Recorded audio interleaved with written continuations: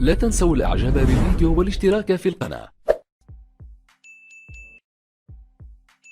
I was 18 years old when I got married. I belonged to a very conservative family, a Baloch family, where good daughters never say no to their parents. My father wanted me to get married, and all I said was, if that makes you happy, I'll say yes. And of course, it was never a happy marriage. Just about after 2 years of getting married, about 9 years ago, I met a car accident. Somehow my husband fell asleep and the car fell in the ditch.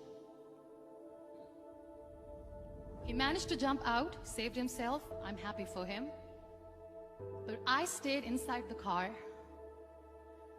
and I sustained a lot of injuries. The list is a bit long. Radius ulna of my right arm were fractured. The wrist was fractured. Shoulder bone and collarbone were fractured. My whole rib cage got fractured.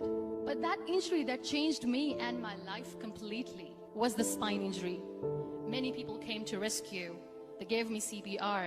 They dragged me out of the car.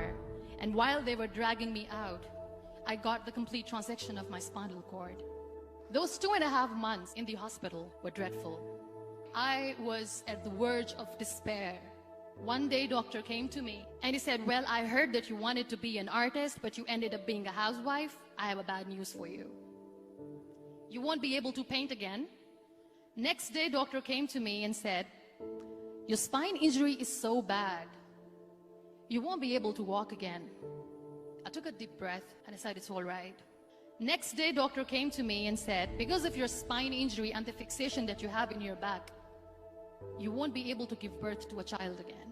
That day, I was devastated. I started to question my existence. Why am I even alive?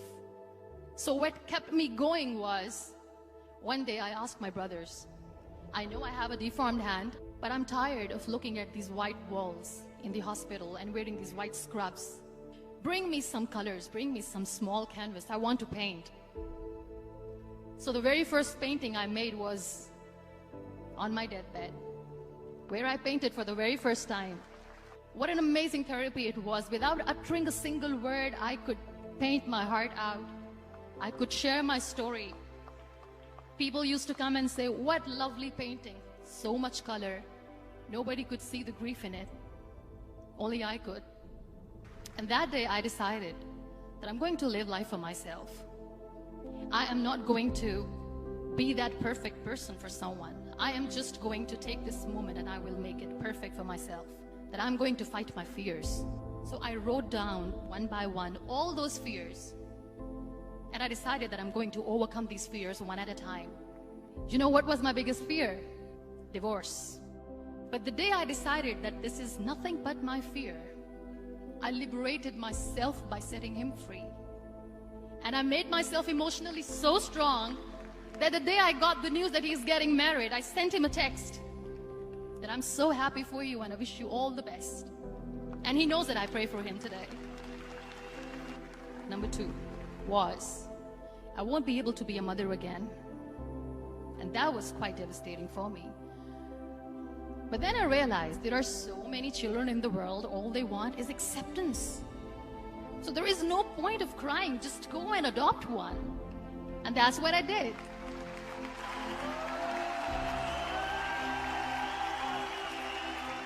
I gave my name in different organizations, different orphanages, and I waited patiently. 2 years later, I got